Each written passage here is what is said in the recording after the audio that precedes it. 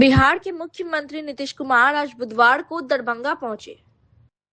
समृद्धि यात्रा कार्यक्रम के दौरान दरभंगा जिले को बड़ी सौगात दी। वहीं 138 करोड़ रुपए की लागत से 90 योजनाओं का उद्घाटन भी किया और शिलान्यास आयोजित कार्यक्रम के अवसर पर बिहार सरकार के कई मंत्री मौजूद भी रहे। इस अवसर पर हजारों की संख्या में आम लोगों की मौजूदगी देखने को मिली।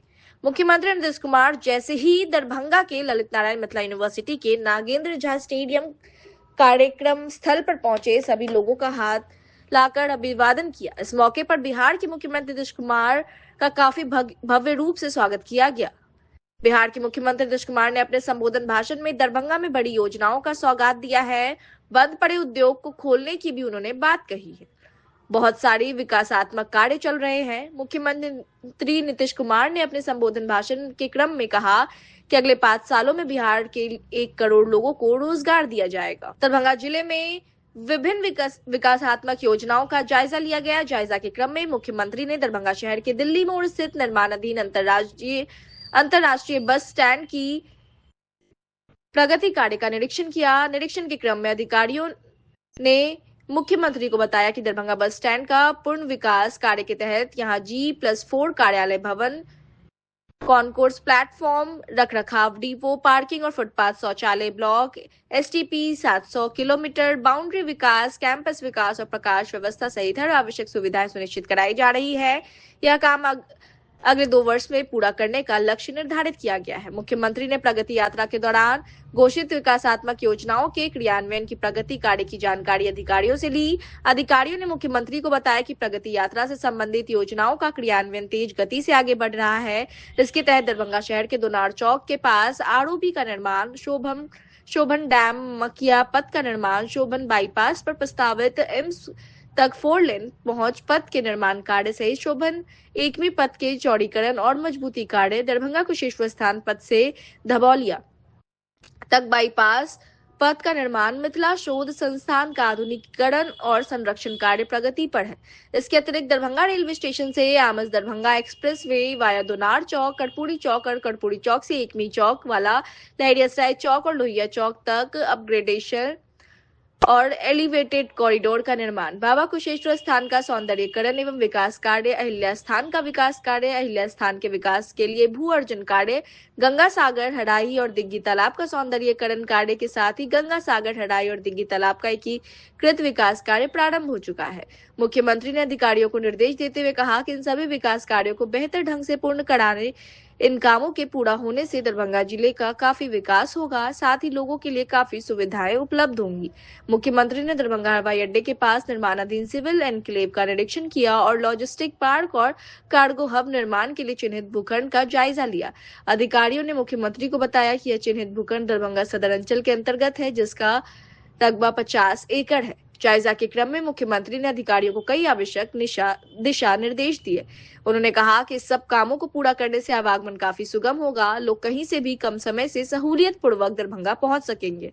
मुख्यमंत्री ने अधिकारियों को निर्देश देते हुए कहा कि यह परियोजना काफी महत्वपूर्ण है। इसके पूरा होने से उद्योग, निवेश, छोटे व्यवसाय, धार्मिक, सांस्कृतिक और पर्यटन की गतिविधियों को प्रोत्साहन मिलेगा। इस परियोजना के लक्ष्य के अनुरूप अच्छे ढंग से पूर्ण कराएं। ललित नारायण मिथिला विश्वविद्यालय दरभंगा परिसर स्थित नागेंद्र झा स्टेडियम में विभिन्न विभागों द्वारा लगाए गए स्टॉल का मुख्यमंत्री ने अवलोकन किया। दरभंगा से सरफराज आलम की रिपोर्ट, BTN न्यूज। देश का प्रधानमंत्री देश का प्रधानमंत्री है तो व्यक्तिगत रूप में दर्ज होता है। इसलिए मैं कहूँ सम्मानित जनप्रतिनिधिगण, कार्यकर्तागण, इस कार्यक्रम में उपस्थित सभी पदाधिकारीगण, प्रिंट एवं इलेक्ट्रॉनिक मीडिया के पत्रकार मित्रों, छायाकार बंधुओं, बहनों एवं भाइयों, आप सब जो इस कार्यक्रम में उपस्थित हैं, मैं आप सबका नमन करता हूं, आप सबको मैं बधाई देता हूं। आप भी काफी संख्या में आए हुए हैं। और उसके बाद जरा एक बात तो जानिए कि हम लोगों की जो सरकार चल रही है, अब वो तो शुरू हुआ था 24 नवंबर 2005 से, अब उसके बाद फिर अभी अब 5वां बार भी चल रहा है। तो वो तो हम लोगों ने शुरू किया था, अब तब से लोगों के हित में सब जगह काम किया है हम लोगों ने और बहुत आगे बढ़ाई हुई है। लेकिन हम लोग जब आए थे 24 नवंबर 2005 को, तो उसके बाद वाले जो सरकार में थे और उसके बाद क्या स्थिति थी और सब चीज खराब था, इसीलिए हम लोगों ने बहुत आगे किया। तो क्या था, पहले क्या स्थिति थी, हम लोगों की जो सरकार आई 24 नवंबर 2005 को, उसके पहले क्या स्थिति थी? लोग शाम के बाद घर से बाहर नहीं निकलते थे। समाज में कितना विवाद होता था, कितना हिंदू मुस्लिम झगड़ा होता था। पढ़ाई का क्या हाल था, बहुत कम बच्चे पढ़ते थे, बहुत कम पढ़ाई होती थी। पहले इलाज का पूरा इंतजाम नहीं था, सड़कें बहुत कम थी और जो थी उनका बुरा हाल था। अब बिजली बहुत कम जगह थी। तो ये उन लोगों का पहले का था। और उसके बाद हम लोगों को जब मौका मिला है, तब से हम लोगों ने बता दिया, आपको सबसे किया है।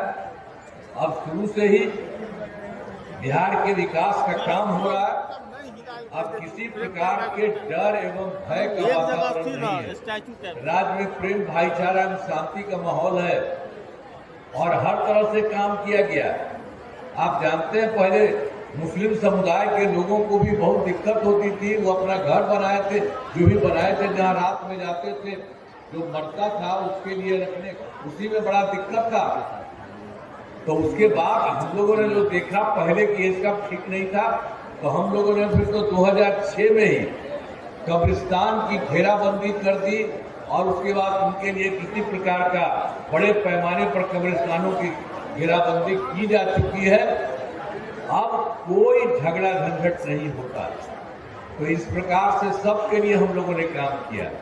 और एक बार और हिंदू मंदिर में भी देखे थे कि कहीं कहीं रात में कुछ जगह पर जाके गड़बड़ सड़बड़ करता था, तो उसी को हम लोगों ने देख करके ठीक किया।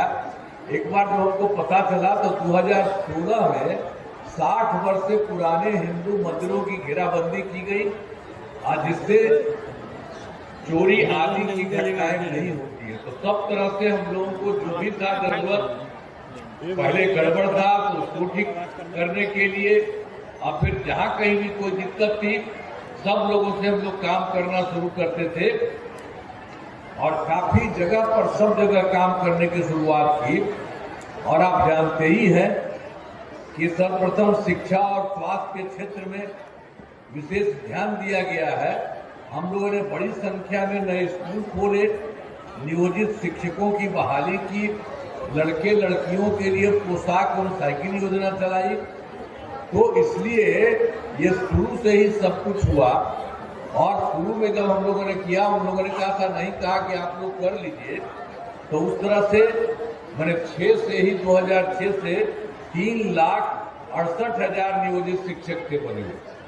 तो बाद में उसके बाद हम लोगों ने 23 में बिहार लोक सेवा आयोग द्वारा हम लोगों ने फिर सरकार की तरफ से बहुत अच्छा किया और इसके बीपीएससी का भी लगा करके किए थे। तो उसमें 2,58,000 सरकारी शिक्षकों की बहाली की। और जब ये हो रहा था तो पहले वाले जो लोग थे उसमें भी कुछ लोग शामिल हुए। तो उसमें भी उन्हीं लोगों में 28,976 इसमें शामिल हुए।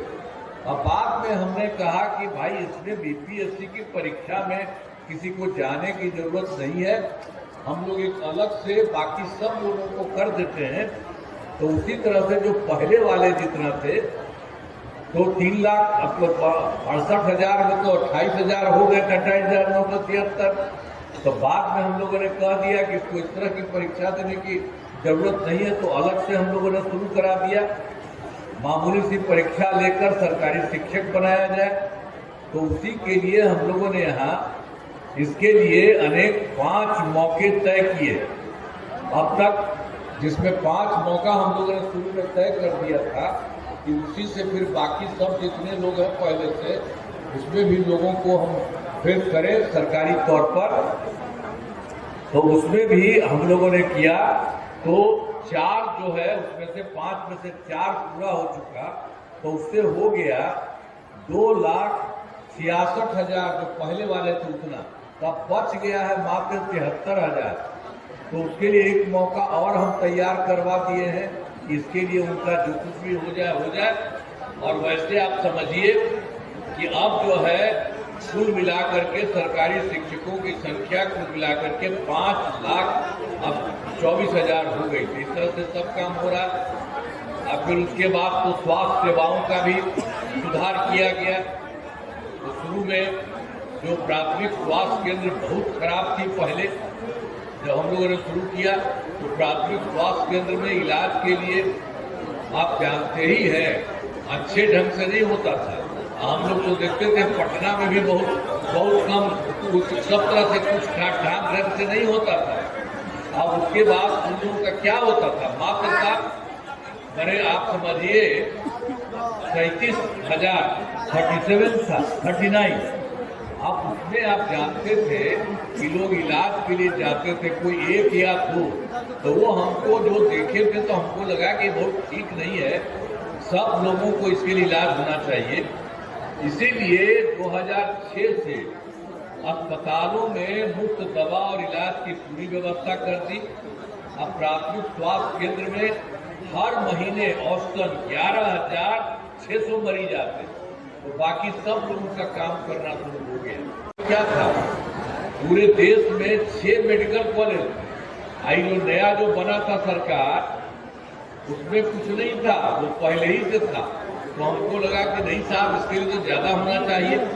तो हम लोगों ने तो शुरू कर दिया, तो 12 भी हो गया।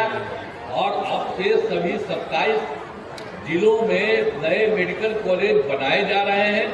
अब बहुत शीघ्र यह भी पूरा हो जाएगा, तो मैंने सब जगह वो बन जाएगा।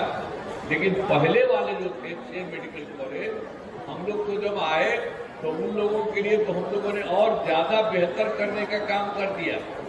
तो पटना मेडिकल कॉलेज अस्पताल जो था, उसके लिए हम लोगों ने कर दिया है 5,400 बेड।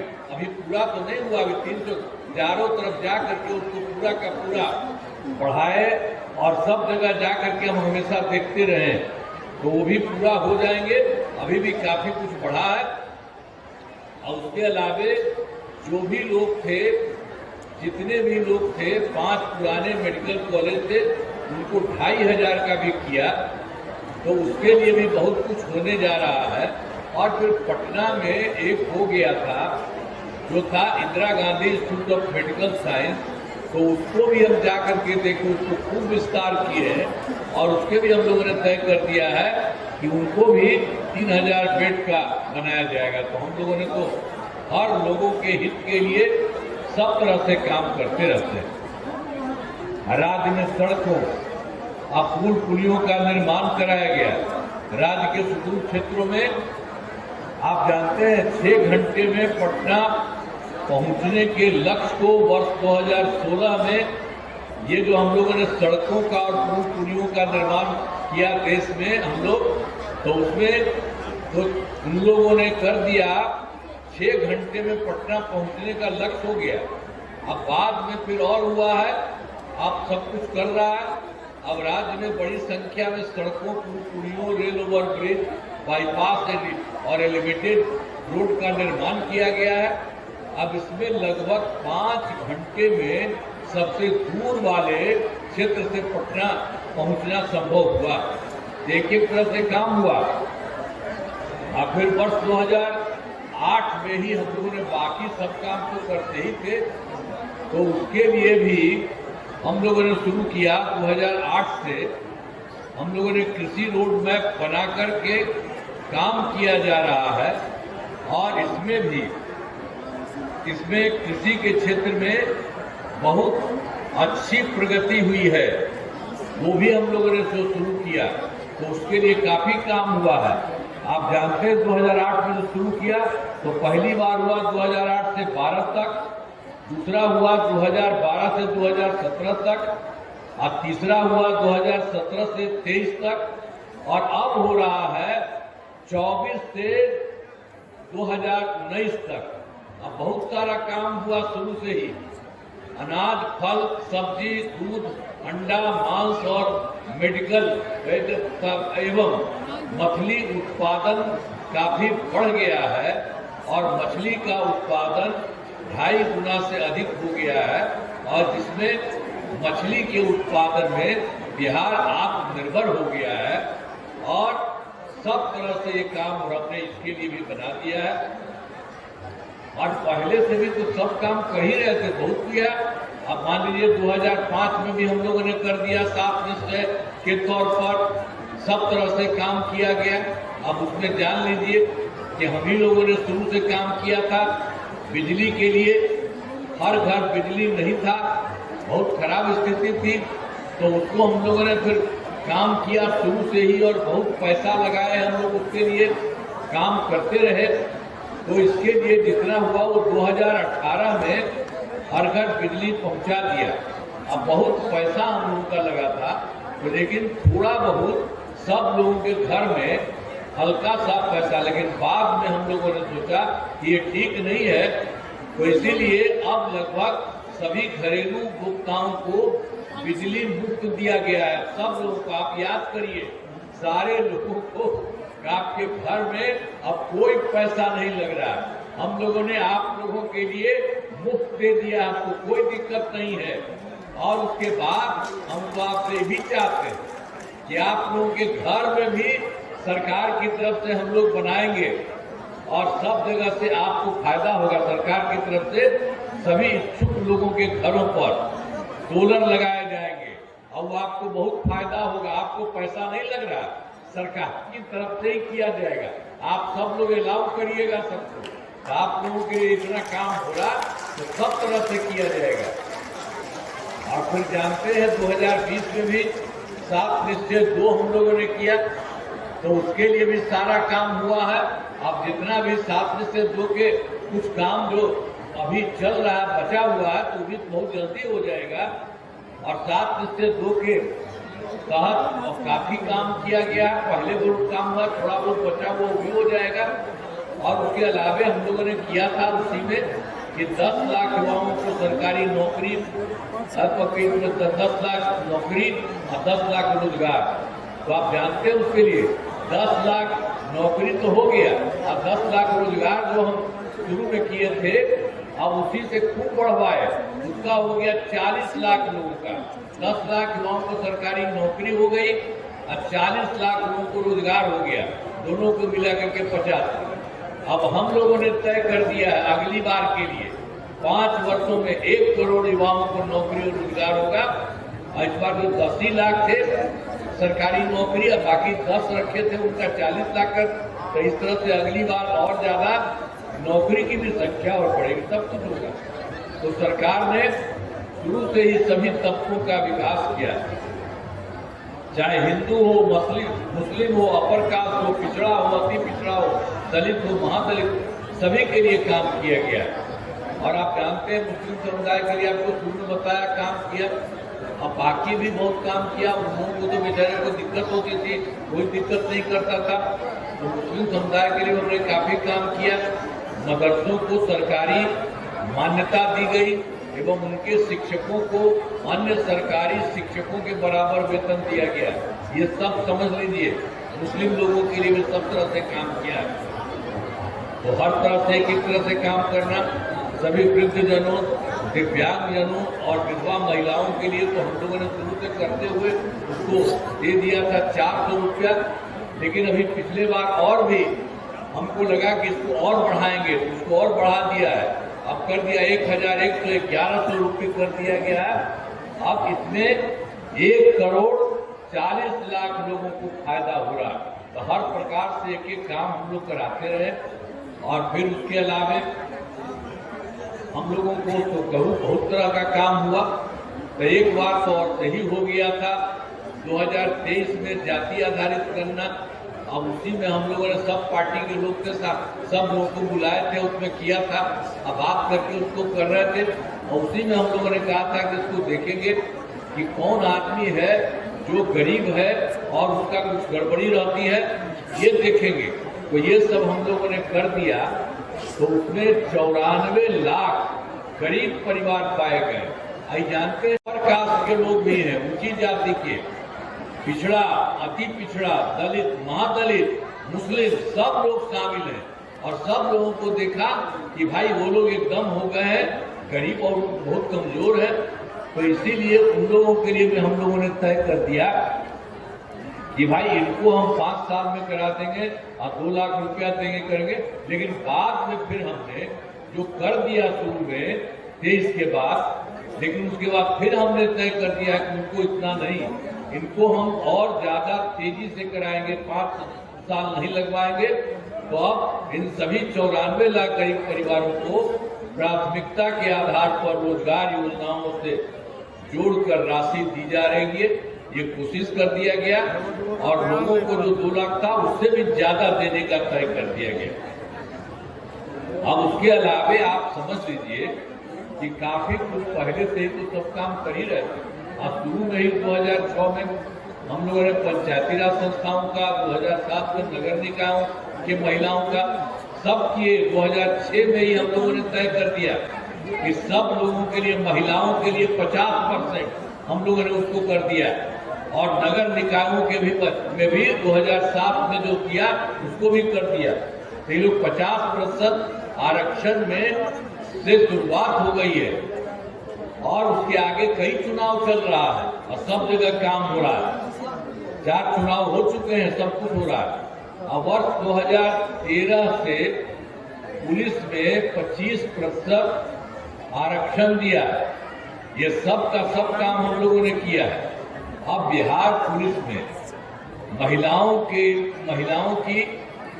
संख्या देश में सबसे अधिक है और वर्ष 2016 में महिलाओं की काफी सरकारी नौकरियों की 35% आरक्षण दिया। मैंने आप समझ लीजिए कि हम लोगों ने 2013 में ही सबसे पहले किए पुलिस में 35% आरक्षण। अब जानते हैं बिहार पुलिस में जो किया, अब महिलाओं की संख्या सबसे अधिक है देश भर में, जितना है उससे भी ज्यादा अच्छा हुआ। आप 2016 में भी बता दिया आपको और आगे भी कराए हैं, 35% उसके अलावे भी दोनों तरफ कराए हैं, पहले बिहार में और उसके अलावे इन सब चीजों के अलावे जो स्वयं सहायता समूह तो पूरे देश का रहता जी। हम लोग केंद्र में रहते जाके देखते थे, रहता था, लेकिन जब हम लोगों की सरकार बनी यहाँ पर आए तो हम भी गए देखने के लिए, तो देखा उन लोगों की संख्या कम है। तो इसीलिए हम लोगों ने बहुत सारा कुछ स्वयं सहायता समूह के लिए तो 2006 में ही विश्व बैंक से कर्ज लेकर राज्य में स्वयं सहायता समूह का गठन किया और नाम हमने उसके लिए जीविका जीविका कर दिया। तो उन सब लोगों के लिए देखिए बहुत अच्छा हो गया है। अब उनकी संख्या, जीविका दीदियों की संख्या स्वयं सहायता समूह में 1,40,00,000 हो गई है। और उसके बाद आप जानते हैं शहरी क्षेत्र में भी कुछ नहीं होता था, तो हम लोगों ने फिर 2024 में शहरी क्षेत्र में भी स्वयं सहायता समूह और जीविका दीदियों का कर दिया।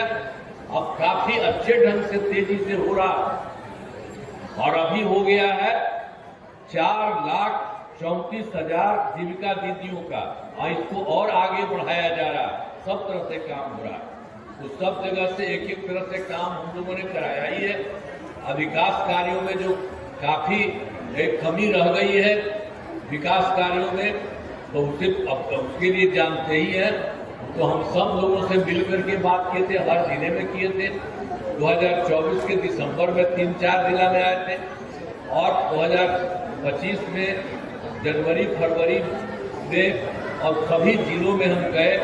मैंने प्रगति यात्रा के दौरान सभी जिलों में जाकर विकास कार्यों को देखा और जो कमी रही उसे पूरा करने की सबको, और सब लोगों से पूछते थे कि हम लोग को पता चला, आप ही कुछ बताइए, सबको लेकर के पूरे देश में ये हो गया 430, लेकिन बाकी सभी जगह ये काम किया जाता है। सभी योजनाओं की स्वीकृति के लिए काम कर रहे हैं। अभी आपके लिए भी हम बताएंगे, आपके लिए जो हुआ आपके लिए भी काम कर रहे हैं।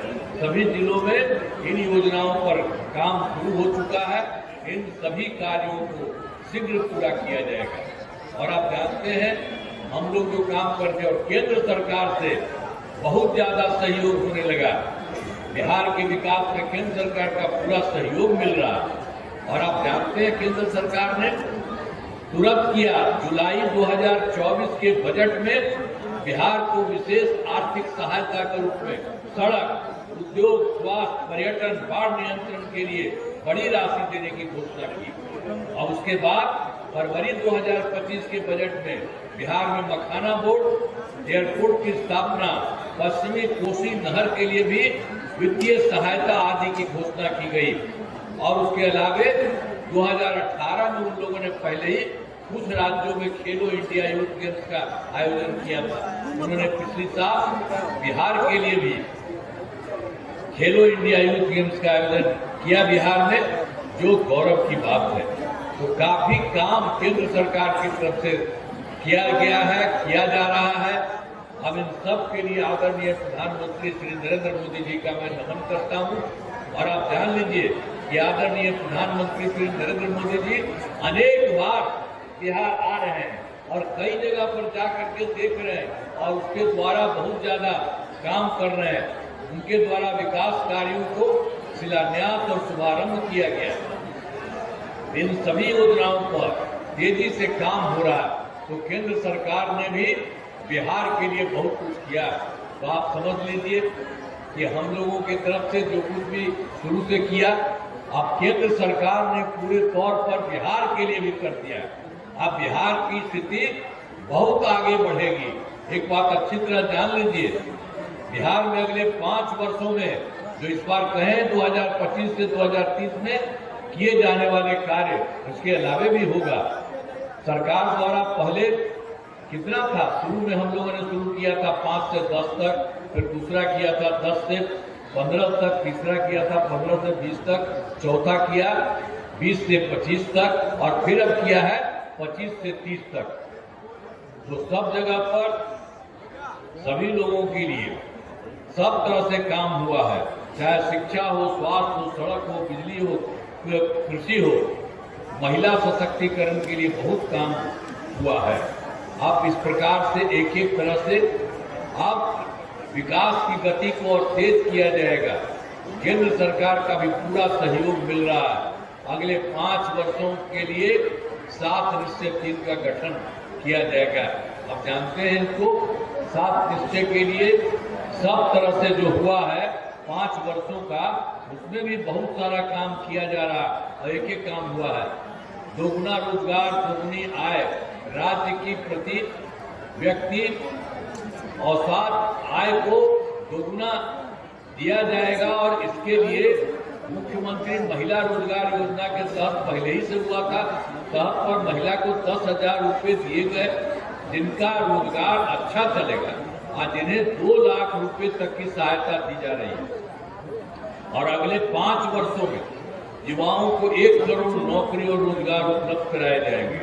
इसके लिए नए युवा रोजगार एवं कौशल विकास विभाग का गठन किया जा रहा है। और उसके अलावा दूसरे तौर पर भी समृद्ध उद्योग, सशक्त बिहार, अगले 5 वर्षों में उद्योग लगाने पर पूरा जोर दिया जाएगा। सभी जिलों में औद्योगिक क्षेत्र की स्थापना की गई है। नए बड़े उद्योगों के लिए मुफ्त भूमि एवं अनुदान दिया जा रहा है। और फिर पुरानी बंद चीनी मिलों को चालू किया जा रहा है। और तीसरा भी कृषि में प्रगति, विकास की समृद्धि, कृषि विकास के लिए पहले से ही काफी काम किया गया है। अब काम पर आगे तेजी चलाया जाएगा। उन्नत शिक्षा और उज्जवल भविष्य, राज्य में शिक्षा को बढ़ावा देने के लिए प्रत्येक प्रखंड में आदर्श विद्यालय और डिग्री कॉलेज खोला जाएगा। और फिर एक नए एजुकेशन सिटी का भी निर्माण कराया जाएगा। फिर 5वां है सुलभ स्वास्थ्य सुरक्षित जीवन। स्वास्थ्य सेवाओं को और बेहतर करने के लिए जिला एवं प्रखंड के अस्पतालों को विशिष्ट चिकित्सा केंद्र बनाया जाएगा। राज्य के प्रतिष्ठित निजी अस्पतालों की स्थापना के लिए प्रोत्साहन किया जाएगा। सरकारी चिकित्सकों की निजी प्रैक्टिस पर रोक लगाया जा रहा है। हर प्रकार से सब जगह काम किया जा रहा है। और फिर 6ठा है मजबूत आधार आधुनिक विस्तार, आधारभूत संरचनाओं को बेहतर किया गया, जिसमें शहरों का विकास और नए नियोजित शहरों की स्थापना की जाएगी। 5 नए एक्सप्रेस वे सड़कों का निर्माण तथा ग्रामीण सड़कों का 2 लेन चौड़ीकरण किया जाएगा। सभी इच्छुक लोगों के घर की छतों पर सोलर पैनल लगाए जाएंगे और बिहार में पर्यटन तथा इको टूरिज्म के विकास पर विशेष जोर दिया जाएगा और पटना में स्पोर्ट्स सिटी का विकास और खिलाड़ियों को सरकारी नौकरी दिया जा रहा है। और फिर 7वां में सबका सम्मान, जीवन आसान, ईज ऑफ लिविंग, आधुनिक तकनीक तथा अच्छे प्रशासन के माध्यम से राज्य के सभी नागरिकों के जीवन को आसान किया जाएगा। तो ये जान लीजिए, जो हम लोगों ने किया 5 वर्षों के लिए 2025 से 30 तक, उसमें भी पूरे देश के लिए सब कुछ अच्छा करने के लिए काम किया। और उसके बाद आपके यहाँ भी जो काम किया अभी आपको और बता रहे हैं, आपके लिए भी और ज्यादा काम किया जा रहा है। सब जगह काम और यहाँ के लिए भी काम। तो अब यहाँ पर तो हमारा राज्य लगातार विकास कर रहा है। इन दिनों काम को और आगे बढ़ाया गया है। अगले 5 वर्षों में और ज्यादा काम होगा, जिससे बिहार काफी आगे बढ़ेगा और केंद्र का भी पूरा सहयोग प्राप्त हो रहा है। बिहार और विकसित होगा और देश के टॉप राज्यों में शामिल हो जाएगा तथा देश की प्रगति में महत्वपूर्ण योगदान देगा। तो एक तरह से, सब तरह से, चारों तरफ से, हर प्रकार से हम लोगों ने काम करना और केंद्र सरकार का पूरा सहयोग रहा तो बिहार कितना आगे बढ़ेगा। अब आपके यहाँ आए हैं, दरभंगा जिले में कराए गए कार्य है और जिस तरह उत्तर प्रदेश में भव्य राम मंदिर बन गया, साथियों, मैं माननीय मुख्यमंत्री जी को धन्यवाद देना चाहता हूं। या बिहार की भी धरती पर मां सीता का भव्य मंदिर बन रहा है।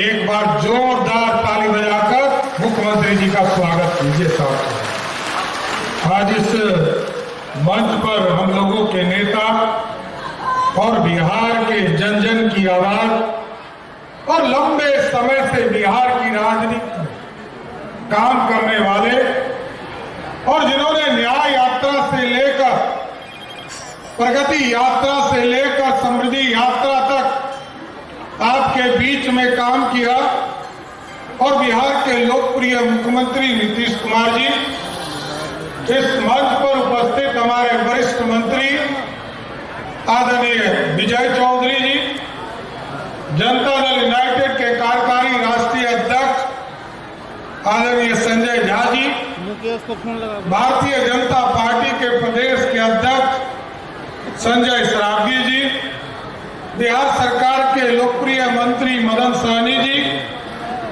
पूर्व मंत्री जीवेश मिश्रा जी, पूर्व मंत्री हरीश सहनी जी, सम्मानित सभी माननीय विधायकगण, विधान परिषद के सदस्यगण और सभी एनडीए के साथीगण और इस मंच के सामने उपस्थित तमाम भाइयों, बुजुर्गों, नौजवान साथियों, छोटे छोटे बच्चों, माताएं, बहनों, आज समृद्धि यात्रा के माध्यम से मुख्यमंत्री जी समीक्षा भी कर रहे हैं और जो अधूरे कार्य है उसको भी आगे बढ़ाने का प्रयास कर रहे हैं। लेकिन आप सोचिए साथियों, जिस बिहार में गंगा के इस पार आने में हिम्मत जुटाना पड़ता था, बिहार के नॉर्थ बिहार में नदियों का जाल बिछा हुआ, लोग डरते थे इस इलाके में आने।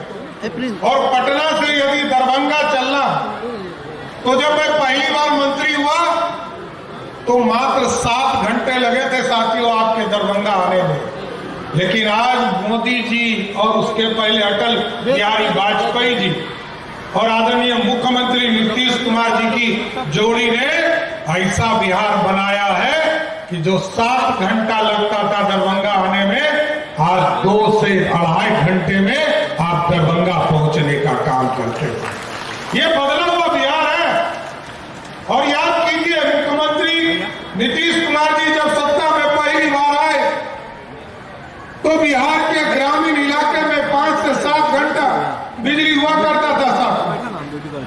मोदी जी प्रधानमंत्री बने तो आदरणीय मोदी जी ने कहा गांव गांव बिजली पहुंचाने का काम करना, और नीतीश जी ने बढ़कर कहा कि मोदी जी ने कहा है गांव गांव बिजली पहुंचाना है, नीतीश जी ने कहा हम घर घर बिजली पहुंचाने का काम करेंगे और घर घर बिजली पहुंचाएंगे। और साथियों, हमें याद है जब पिछले साल 2025 में हम लोग ये तय कर रहे थे, जब महिला संवाद के माध्यम से कई बहनों ने आदरणीय मुख्यमंत्री जी को कहा कि हमको बिजली बिल बहुत देना पड़ता है, तो मुख्यमंत्री जी ने तय किया और हम लोगों ने प्रस्ताव दिया कि 100 यूनिट बिजली मुफ्त देना है, लेकिन नीतीश कुमार जी ने कहा 125 यूनिट पूरे बिहार के लोगों को मुफ्त देने का काम करें। और मुझे गर्व है,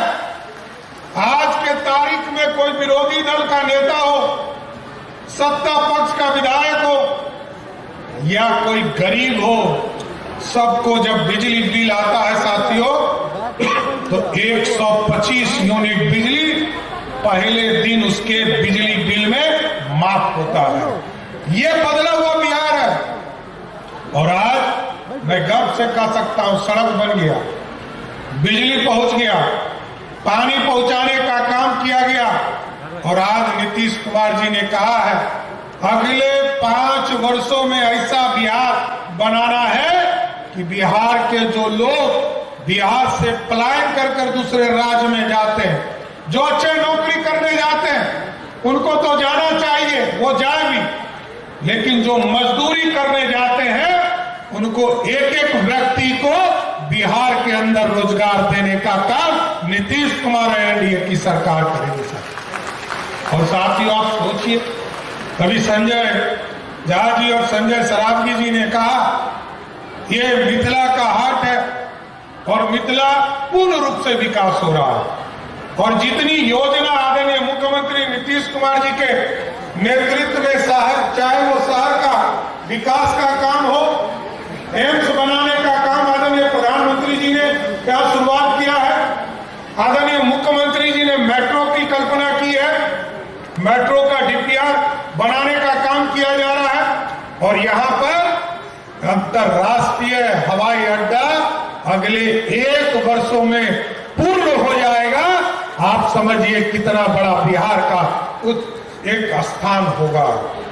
आप इसलिए साथियों, मैं तो यही कहूंगा कि आज बिहार बढ़ रहा, और जिस तरह नॉर्थ बिहार में लोग पहले पानी के लिए तरसते थे, आज बिहार में लोग कहते थे कि गंगा के इस पार पानी से लोग डरते हैं और डरने का काम करते थे कि नेपाल से पानी आता है। और याद कीजिए 2007-8 में जब मुख्यमंत्री नीतीश कुमार जी थे, 1,92,000 क्यूसेक पानी नेपाल से छोड़ा गया और पूरा सहरसा, सुपौल, पूरा अररिया। आप चुनाव के समय जब आपका चुनाव प्रचार चल रहा था और दरभंगा में कार्यक्रम था आपका, विनय चौधरी जी के क्षेत्र में बेनीपुर में हेलीकॉप्टर नहीं उड़ा और आपका मिथिला प्रेम ऐसा था कि आप पटना से बाय रोड चुनाव प्रचार करने के लिए पूरा दरभंगा आप चुनाव प्रचार बाय रोड, आप कुशेश्वर स्थान से सकरी तक बाय रोड चुनाव प्रचार करके गए थे। यहाँ से आप आज हम लोगों के बीच में आए हैं। आज मुख्यमंत्री जी इस कार्यक्रम से पहले दरभंगा एयरपोर्ट पे गए थे। 50 एकड़ जमीन बिहार सरकार ने लॉजिस्टिक पार्क के लिए दिया है एयरपोर्ट के बगल में।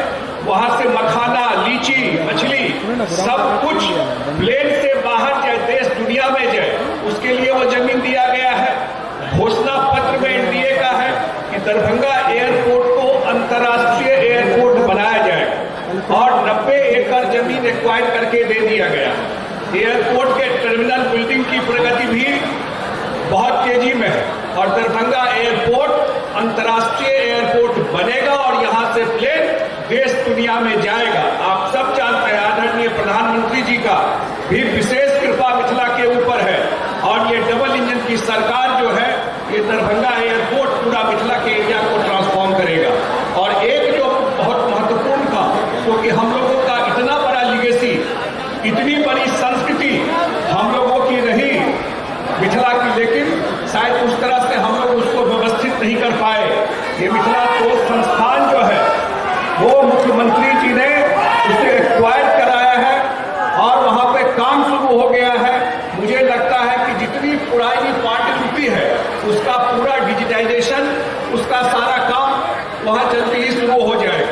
और मिथिला में खास करके और दरभंगा में खास करके जो मुख्यमंत्री जी आज देख करके आए हैं, चाहे बस स्टैंड हो, चाहे उस बेल्ट में आमस दरभंगा का रोड पहुंच रहा है, मुझे लगता है कि अभी ही लेकिन आने वाले समय में जितना फ्लाइट उड़ान स्कीम में दरभंगा का विकास हुआ, जब एक बार पूरा अंतर्राष्ट्रीय एयरपोर्ट डेवलप कर जाएगा, यहाँ पर नया टर्मिनल बिल्डिंग बन जाएगा, जो लैंड एक्वायर बिहार सरकार करके कर रही है, यहाँ बड़े होटल्स आएंगे। और अंत में मुख्यमंत्री जी ने दो बात और कही है। एक, चीनी मिल, ये हम लोगों के घोषणा पत्र में है कि जो चीनी मिल है उसका जीर्णोद्धार हो करके रहेगा, चाहे लोहट हो चाहे सकरी हो। एक और दूसरा कि एक चीज जो मुख्यमंत्री जी ने कहा है कि 1 करोड़ लोगों को रोजगार देंगे, इसके लिए सबसे जरूरी है उद्योग लगना, इन्वेस्टमेंट आना।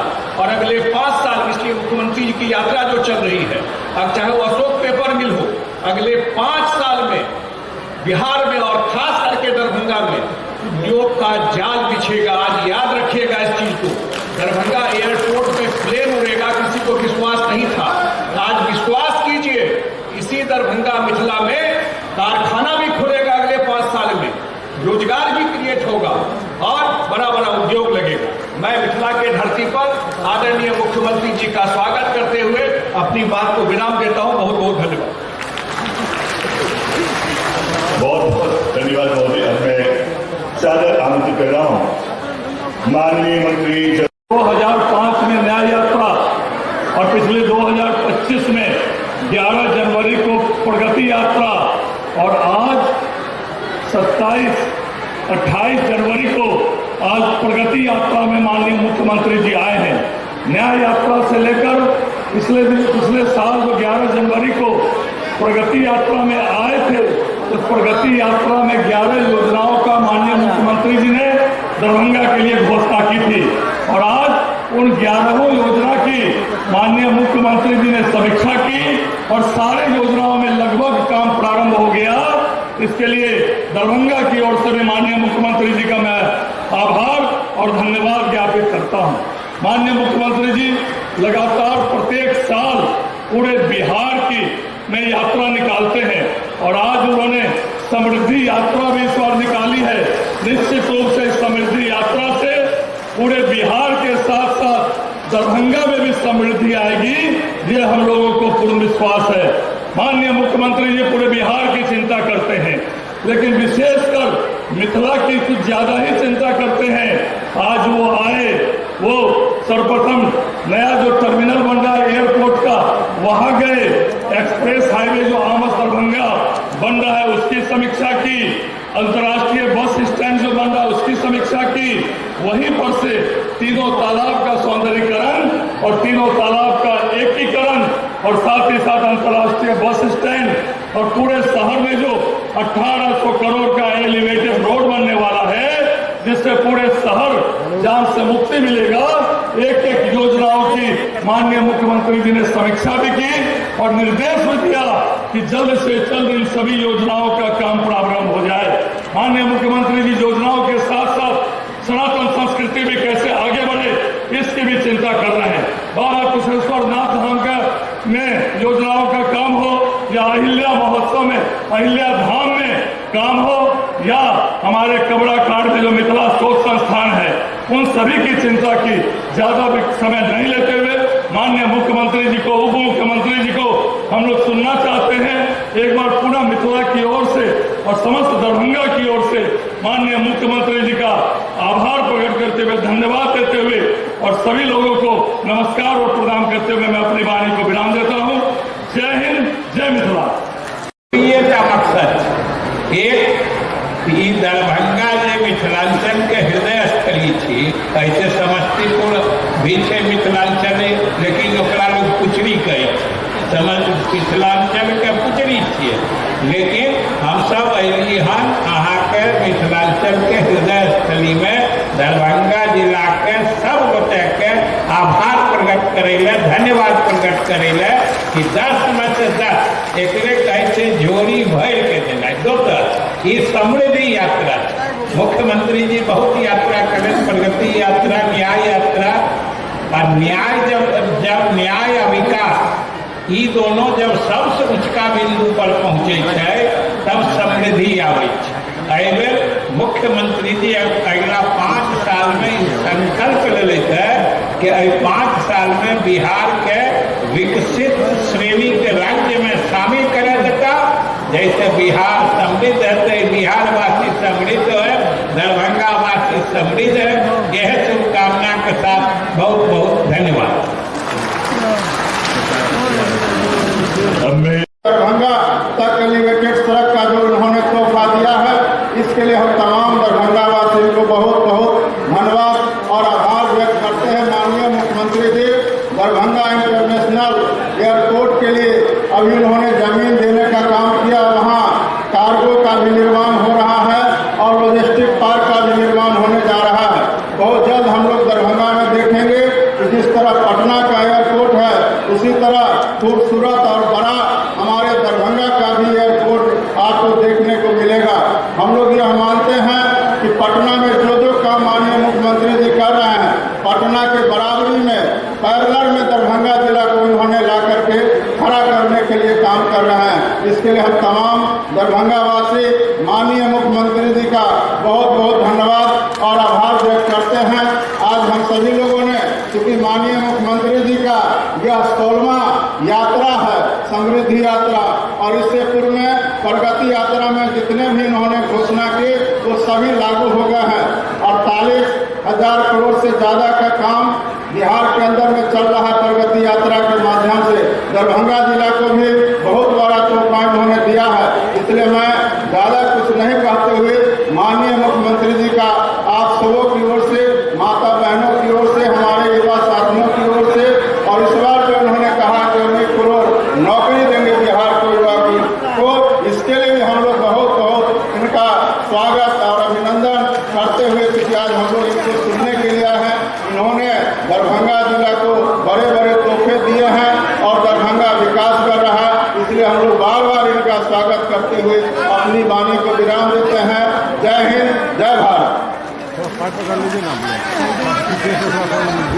बहुत बहुत धन्यवाद महोदय। और मैं सादर आमंत्रित करता हूँ दरभंगा और मिथिला के विकास में समर्पित माननीय सांसद राज्यसभा श्री संजय झा जी। जो बिहार के मुख्यमंत्री नीतीश कुमार आज दरभंगा पहुंचे, जहां उन्होंने समृद्धि यात्रा कार्यक्रम में भाग लिया। यह कार्यक्रम ललित नारायण मिथिला विश्वविद्यालय दरभंगा स्थित नागेंद्र झा स्टेडियम में आयोजित की गई। मुख्यमंत्री के आगमन को लेकर जिला प्रशासन द्वारा सुरक्षा के पुख्ता और अभूतपूर्व इंतजाम किए गए थे। कार्यक्रम स्थल के बाहर से लेकर अंदर तक पूरे क्षेत्र को पूरी तरह से सुरक्षा घेरे में ले लिया गया था, जिससे पूरा इलाका पुलिस छावनी में तब्दील नजर आया। मुख्यमंत्री नीतीश कुमार की सुरक्षा व्यवस्था की कमान स्वयं दरभंगा के जिलाधिकारी कौशल कुमार और वरीय पुलिस अधीक्षक जगुनाथ रेड्डी ने संभाल रखा था। दोनों वरीय अधिकारी लगातार सुरक्षा व्यवस्था की निगरानी करते दिखे और हर स्तर पर चौकसी बढ़ती गई। प्रशासन की ओर से किसी भी प्रकार की चूक से बचने के लिए बहुस्तरीय सुरक्षा व्यवस्था लागू की गई थी।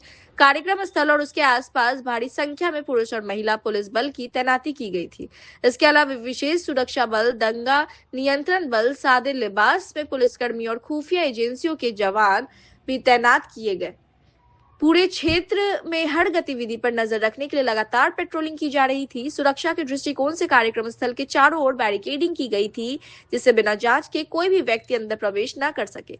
कार्यक्रम स्थल में प्रवेश के लिए करीब आधा दर्जन एंट्री गेट बनाए गए थे। वीआईपी, वीवीआईपी, प्रशासनिक अधिकारी, आम नागरिक और पत्रकारों के लिए अलग अलग प्रवेश द्वार निर्धारित किए गए थे। प्रत्येक गेट पर सख्त जाँच व्यवस्था लागू थी। जगह जगह मेटल डिटेक्टर मशीन लगाई गई थी। वहीं मेटल डिटेक्टर के माध्यम से भी लोगों की गहन तलाशी की जा रही थी। मुख्यमंत्री के समृद्धि यात्रा कार्यक्रम में शामिल होने वाले हर व्यक्ति के कई लेयर में जांच की गई, चाहे वह आम नागरिक हो, प्रशासनिक अधिकारी हो या फिर मीडिया कर्मी। सभी को सघन जांच प्रक्रिया से गुजरना पड़ा। प्रवेश से पहले पहचान पत्र की जांच, शारीरिक तलाशी और बैग की स्कैनिंग अनिवार्य की गई थी। किसी भी संदिग्ध वस्तु या गतिविधि पर तुरंत कार्रवाई के निर्देश जवानों के लिए दिए गए। किए गए थे। कार्यक्रम स्थल के अंदर भी सुरक्षा के कड़े इंतजाम देखे गए। मंच के आसपास विशेष सुरक्षा घेरा बनाया गया था और प्रशिक्षित जवानों को तैनात किया गया था। सीसीटीवी कैमरे के माध्यम से पूरे परिसर पर लगातार नजर रखी जा रही थी। किसी भी आपात स्थिति से निपटने के लिए त्वरित प्रतिक्रिया दल क्विक रिस्पांस टीम भी अलर्ट मोड में थी। मुख्यमंत्री के आगमन और कार्यक्रम के शांतिपूर्ण आयोजन को लेकर जिला प्रशासन पूरी तरह सतर्क नजर आया। सुरक्षा व्यवस्था इतनी मजबूत थी कि किसी भी तरह की अव्यवस्था या अप्रिय घटना की कोई गुंजाइश नहीं छोड़ी गई। समृद्धि यात्रा कार्यक्रम न सिर्फ विकास योजनाओं के लिहाज से महत्वपूर्ण रहा, बल्कि सुरक्षा व्यवस्था के मामले में भी यह आयोजन एक मिसाल बनकर सामने आया।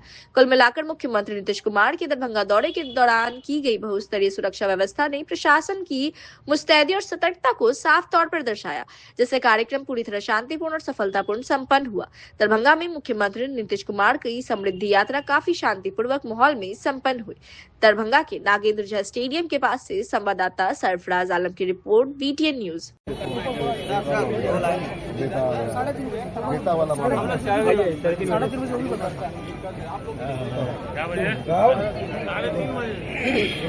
दरभंगा जिले के बेता थाना क्षेत्र में महिला डॉक्टर और उनके वाहन चालक के साथ कथित दुर्व्यवहार एवं गाली गलौज का मामला अब तुल पकड़ चुका है। सोशल मीडिया पर तेजी से वायरल हो रहे एक वीडियो के बाद पुलिस प्रशासन ने बड़ी कार्रवाई करते हुए बेता थानाध्यक्ष हरेंद्र कुमार को तत्काल प्रभाव से निलंबित कर दिया है। यह कार्रवाई दरभंगा के वरीय पुलिस अधीक्षक SSP जगन्नाथ रेड्डी के निर्देश पर की गई है। बताया जा रहा है कि यह घटना उस समय की है जब महिला डॉक्टर का वाहन चालक अनजाने में वन वे सड़क में वाहन ले गया था। इसी दौरान बेता थाना अध्यक्ष हरेंद्र कुमार मौके पर पहुंचे और वाहन चालक के साथ बहस शुरू कर दी। आरोप है कि बातचीत के दौरान थाना अध्यक्ष ने महिला डॉक्टर के सामने ही उनके ड्राइवर को भद्दी भद्दी गालियां दी। वीडियो में साफ देखा और सुना जा सकता है कि थाना अध्यक्ष अत्यंत सभ्य और अमर्यादित भाषा का प्रयोग कर रहे हैं। हालांकि जिस तरह से थाना अध्यक्ष काफी गंदी गालियां दे रहे हैं, हम उस गाली को तो नहीं सुना सकते। घटना के दौरान वाहन में सवार महिला डॉक्टर लगातार यह गुहार लगाती रही कि यदि चालक से कोई गलती हुई है तो नियम अनुसार चालान की प्रक्रिया पूरी की जाए, लेकिन इसके बावजूद थाना अध्यक्ष का रवैया नहीं बदला। महिला डॉक्टर के सामने ही उनके ड्राइवर के साथ दुर्व्यवहार किया गया, जिससे आमजन में आक्रोश फैल गया था। इस पूरे घटनाक्रम का वीडियो किसी ने मोबाइल में रिकॉर्ड कर सोशल मीडिया पर डाल दिया, जो देखते ही देखते वायरल हो गया। वीडियो वायरल होने के बाद स्थानीय से लेकर राष्ट्रीय स्तर तक कई न्यूज चैनलों ने इस खबर को प्रमुखता से प्रसारित किया। पुलिस की छवि को धूमिल करने वाले इस वायरल वीडियो का असर यह हुआ कि प्रशासन को मजबूरन सख्त कदम उठाना पड़ा। बुधवार को जब पत्रकारों ने इस मामले को लेकर दरभंगा के वरीय पुलिस अधीक्षक जगन्नाथ रेड्डी से सवाल किया तो उन्होंने स्पष्ट शब्दों में कहा कि मामले को गंभीरता से लिया गया है और बेता थाना अध्यक्ष हरेंद्र कुमार को निलंबित कर दिया गया है। SSP ने कहा कि पुलिस का काम जनता की सेवा करना है, न कि उनके साथ दुर्व्यवहार करना। इस तरह का आचरण किसी भी सूरत में बर्दाश्त नहीं किया जाएगा। दरभंगा निर्धारित किया गया कि यह कार्रवाई पुलिस आचरण नियमों के उल्लंघन, कर्तव्य के प्रति लापरवाही, मनमानेपन और उदंडता को ध्यान में रखते हुए की गई है। बताया जाता है कि यह पहला मामला नहीं है जब बेता थाना अध्यक्ष पर इस तरह के आरोप लगे हो। इससे पहले भी उनके द्वारा आम नागरिकों और पत्रकारों के साथ दुर्व्यवहार की शिकायतें सामने आती रही है। पूर्व में एक पत्रकार के साथ कथित बदसलूकी का मामला भी वरीय अधिकारियों तक पहुंचा था। हालांकि उस समय कोई ठोस कार्रवाई नहीं हो सकी थी, लेकिन इस बार वीडियो के सार्वजनिक होने और महिला डॉक्टर से जुड़े मामले के कारण पुलिस प्रशासन को कड़ा कदम उठाना पड़ा। इस पूरे मामले पर महिला डॉक्टर का भी बयान सामने आया है, जिसमें उन्होंने बताया कि किस तरह उनके सामने उनके ड्राइवर के साथ अपमानजनक व्यवहार किया गया। वहीं वरीय पुलिस अधीक्षक जगन्नाथ रेड्डी ने भी पूरे घटनाक्रम पर अपनी प्रतिक्रिया देते हुए साफ कहा है कि पुलिस विभाग में अनुशासन सर्वोपरि है और आम जनता के साथ शालीन व्यवहार हर हाल में सुनिश्चित किया जाए। बेता थाना अध्यक्ष के निलंबन के बाद जिले भर में यह संदेश दिया गया कि कानून से ऊपर कोई नहीं है और पुलिस कर्मियों को भी अपने आचरण के प्रति जवाबदेह रहना होगा। दरभंगा से संवाददाता सरफराज आलम की रिपोर्ट, BTN न्यूज। महिला चिकित्सक के साथ बेता उप प्रभारी के द्वारा अभद्र व्यवहार किया गया, गाली गलौज किया गया, इस पर में किस तरह की कार्रवाई की जा रही है? वो जो कार वन में जो उल्लंघन कर रहा था, जा रहा था, उसी क्रम में थानाधीश द्वारा उसको रोकने का सिग्नल दिया गया और वहाँ पुलिस कर्मी के द्वारा भी सिग्नल दिया गया। उन्होंने नहीं रोका। लगभग 50 मीटर की दूरी पर जाके जहाँ रोड थोड़ा गाड़ी आ रहा था, जाम में फंस गया, तब उन्होंने थाना प्रभारी और अन्य पुलिसकर्मी वहाँ चले गए। जाके उनके साथ अभद्र व्यवहार जो किया गया, उसी का जो हमने उनको निलंबित कर दिया गया है और आगे का जो कार्रवाई स्टार्ट करेंगे। सर जितने भी वन वे वाला जो रूट है जहाँ पर तैनाती की गई है वहाँ पे होमगार्ड के जवान तैनात हैं, लगातार जो है आम पब्लिकों से भी उनका व्यवहार बिल्कुल अच्छा नहीं है, उस पर किसी तरह की कोई कार्रवाई हुई? हमने ये तो हम लोग लगातार हमारा पुलिसकर्मी लोगों को हम लोग ट्रेनिंग भी देते हैं और उन लोगों को समझाते भी हैं। ये सतत प्रक्रिया है और हम कल भी आपके माध्यम से रिक्वेस्ट किए थे, हम भी आज रिक्वेस्ट करेंगे। तो जैसा ये जो घटना हुआ, इनको ये 2 महीने से यहाँ से लगातार आ रहे हैं जा रहे हैं, इनको पता है कि वन वे है, फिर भी जानबूझकर वन वे में जाना, ये एक नहीं है, सभी डॉक्टर्स है जो बाइक वाले लोग हैं, कार से बहुत सारे लोग अभी भी वन वे उल्लंघन कर रहे हैं। तो हम लोग फाइन भी करते हैं, तब भी कुछ लोग इस टाइप की घटना करते हैं कि वन वे जाते हैं, पुलिसकर्मी के साथ बहस करते हैं। हमारा डीएसपी ट्रैफिक DTO भी जांच कर रहे थे कुछ दिन पहले भी, उनके साथ भी बहस किया गया, उनको घेराव किया गया। पुलिसकर्मी और हमारा पुलिस प्रशासन या जो DTO साहब है, हम अपना ड्यूटी कर रहे हैं और वन वे का ये जो भी जो रूल्स वन वे का लगाया गया है, ये पब्लिक के लिए और ट्रैफिक को सुगम करने के लिए, क्योंकि रोड बहुत संकीर्ण है और लगातार गाड़ी बढ़ते जा रहा है दरभंगा में, क्योंकि शहर विकसित हो रहा है, बड़ा बड़ा प्रोजेक्ट्स आ रहे हैं, इसके चलते डॉक्टर जैसे DMCH का भी नया बड़ा प्रोजेक्ट आ रहा है, तो उसको सारा चीज़ देखेंगे तो अब और ये शहर के में और गाड़ियाँ बढ़ेंगी और पब्लिक अगर कोऑपरेट नहीं करेंगे तो ये पुलिस के लिए भी और जो हमारे प्रशासन के लिए भी दिक्कत होगी। इसलिए मैं रिक्वेस्ट करूँगा पब्लिक से, प्लीज़ फॉलो वन वे, जो कानून जो रूल्स बनाया जाता है प्रशासन के द्वारा, वो आपके लिए, ये हमारे लिए नहीं, प्रशासन के लिए, पब्लिक के सुगम के लिए, सुगम जैसे बच्चे आते हैं जाम में फंस जाते हैं, एम्बुलेंस आते हैं, क्योंकि उसी रोड पे बहुत सारे हॉस्पिटल्स है, एम्बुलेंस फंस जाते हैं। इसलिए मैं रिक्वेस्ट करूँगा कि पब्लिक से कि रूल वन वे रूल का पालन करें। तो पब्लिक को हम पुलिस की तरफ से भी हम लोग प्रयास कर रहे हैं। प्रयास क्या कि हम लोग सतत उन लोगों को ट्रेनिंग काउंसलिंग करते हैं, ट्रेनिंग करते हैं, जब भी हम लोग रिफ्रेशर कोर्स भी करते हैं, और कभी कभी उस टाइप का घटना हो जाता है कि वो जो घटना हो जाता है कि वो आक्रोशित होते हैं, हमारे पुलिसकर्मी ऐसा घटना कर देते हैं, उनको भी हम लोग चेतावनी देते हैं, इस टाइप का कार्रवाई भी करते हैं। सर महिला ने जो ट्रैफिक रूल तोड़ा है या उस पर जो कहा जा रहा है कि गाड़ी से पिछाड़ने की कोशिश की, फिर भी कोई कार्रवाई होगी? अभी जो फाइन काटा गया है और थानाध्यक्ष के द्वारा उनका अगर हम लोग जांच कराया जाए, अनुमंडल पुलिस पदाधिकारी के द्वारा, अगर उनके जांच रिपोर्ट में अगर आता है कि उन्होंने कानून का उल्लंघन किया, तो अगर वो उसमें कानून का उल्लंघन किया तो और सख्ती से कार्रवाई किया जाए उसमें। लेकिन देखते हैं अशोभनीय बहुत गंदी गाली पर है थाना प्रभारी के द्वारा, तो इस तरह की सस्पेंड कर दिया गया है। सर हमारा एक सवाल है कि ये जो वन वे सब लगा हुआ है, तो उसके लिए आपने एक वीडियो हम तक प्रोवाइड कराया है, उस वीडियो में आपकी आवाज़ है, क्या हुआ था आपके साथ? मैं पटना से दरभंगा ट्रैवल कर रही थी, तो चूंकि मैं बहुत फ्रीक्वेंटली ट्रैवल नहीं करती हूँ, 2 महीने से अप डाउन कर रही हूँ, तो मुझे रास्तों का आइडिया नहीं है। हम लोग गूगल मैप फॉलो करते हुए आ रहे थे। VIP रोड जो पहले वन वे नहीं था, रिसेंट में वन वे हुआ है, उसमें गूगल मैप ने वहाँ से रास्ता दिखाया, तो हम लोग वहाँ पे एंटर किए। वो हमारी गलती थी, वन वे में एंटर नहीं करना चाहिए था, लेकिन हमारे आगे भी एक वैन थी, जो मैं मान सकती हूँ कि बड़ी गाड़ी नहीं है, लेकिन हमारे पीछे स्कॉर्पियो भी थी, जो मेरी व्हीकल के बराबर ही गाड़ी है। तो हम लोग वहाँ पे एंटर कर रहे थे। एंटर करते ही जाम वहाँ पे पहले से था। ट्रैफिक पुलिस ने हमें रोका नहीं, ट्रैफिक पुलिस हमारे आगे रास्ता खुद बना रही थी गाड़ियों का। ट्रैफिक पुलिस वाले ने कोई बदतमीजी नहीं की, ना ही हमें ये कहा कि गलत रास्ते में घुसे हैं। रास्ता बनाते हुए हम कुछ देर आगे और गए। वहाँ पे जाके क्या होता है, एक पुलिस वाला था जिसका नाम मैंने टैग पे पढ़ा, हरेंद्र कुमार। उसने 2-3 बार जो मेरे ड्राइवर की साइड वाला सीट होता है उसके शीशे पे अपनी बंदूक से मारा। अब वो गाड़ी आगे बढ़ाने के लिए मार रहा था या असॉल्ट करने के लिए मार रहा था, वहाँ पे क्लियर नहीं हुआ। कुछ दूर आगे जाके उसने गाड़ी रोकने की कोशिश की, जो भी किया, ड्राइवर ने स्लो डाउन किया। हमें अपनी गलती वहाँ पे समझ नहीं आई, क्योंकि वन वे का अगर फाइन होता तो पीछे ट्रैफिक पुलिस वाला करता। 4-5 और पुलिस वाले थे, लेकिन ये जो हरेंद्र कुमार थे, इन्होंने सेम हरकत आगे आके फिर से चालू की। अपने बंदूक से शीशा तोड़ने की कोशिश की और मेरे ड्राइवर को बदतमीज़ी से बात की। ऐसी अभद्र गालियों का इस्तेमाल किया जो वीडियो में है, जो मैं रिपीट नहीं करना चाहूँगी। मेरे ड्राइवर चूँकि कुछ टाइम से हमारे साथ हैं, उन्होंने कहा पीछे मैडम बैठी हैं, ऐसे मत बोलिए। उस पर वो और उग्र हो गए कि मैडम बैठी हैं तो क्या, तुमको आज बता देंगे, तुमको आज ये कर देंगे। वीडियो में आप क्लियरली सुन सकते हैं कि कौन सी भाषा का इस्तेमाल हो रहा है। जो यहाँ पे मेरी ग्रैंड मदर के स्टाफ है, वो भी लोकेशन पे पहुँच चुके थे, क्योंकि मैंने उनको पहले बोला था कि हम लोग फंसे हुए हैं, गलत रास्ते में घुस गए हैं। वो गाड़ी की आगे की तरफ से आके पुलिस वाले को रोकने की कोशिश किए, मामला समझने की कोशिश किए। उन पे भी अभद्र भाषा का इस्तेमाल हुआ, उन्होंने भी एक हाथ खाया। मेरा ड्राइवर, जैसे कि आप वीडियो में देख सकते हैं, कुछ भी अभद्र भाषा का इस्तेमाल नहीं कर रहा है। उसको पुलिस वाला धमका रहा है कि बाहर निकलो, बाहर निकलो। वो बहुत ही पेशेंस के साथ, उतना पेशेंस के साथ बात करना भी उस सिचुएशन में मुश्किल है। सिर्फ ये कह रहा है कि हुआ क्या है, क्यों निकले। गाड़ी डैमेज करने की कोशिश की गई है, गालियाँ दी गई हैं। जब मेरे ड्राइवर को बंदूक उसके गर्दन के पीछे लगा के उतारा गया तो ड्राइवर की पॉकेट से सबसे पहला पुलिस वाले ने फ़ोन निकाला, उसकी बेल्ट के नीचे हाथ डाल के उसको बोला कि हाथ आगे करो। जो रिकॉर्डिंग करते करते मुझे उस पैनिक में वो इंसिडेंस जो है वो रिकॉर्ड नहीं हुआ।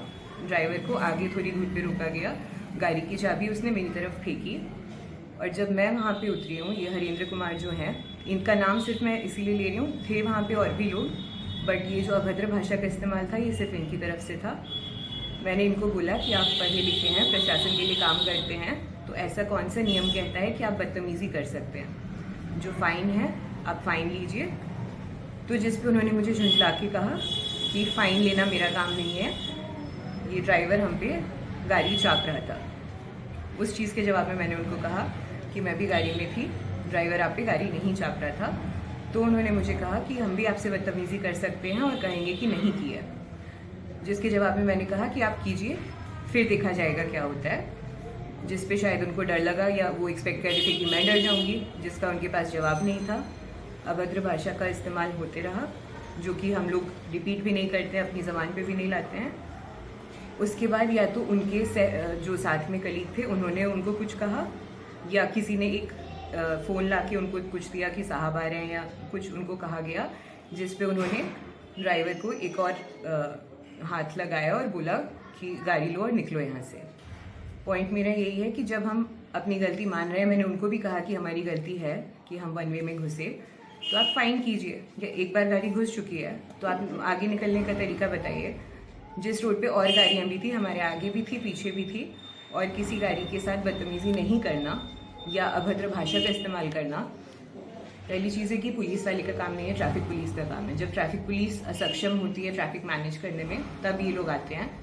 बट जब हम महिला सुरक्षा की बात करते हैं या ट्रैफिक पुलिस की, ट्रैफिक नॉर्म्स की बात करते हैं, तो जो प्रशासन द्वारा लोग हैं ये काम को स्विफ्टली कराने के लिए, जब वही नॉर्मल जनता के खिलाफ इस तरह से काम करेंगे तो हम सुरक्षा कैसे एक्सपेक्ट करेंगे?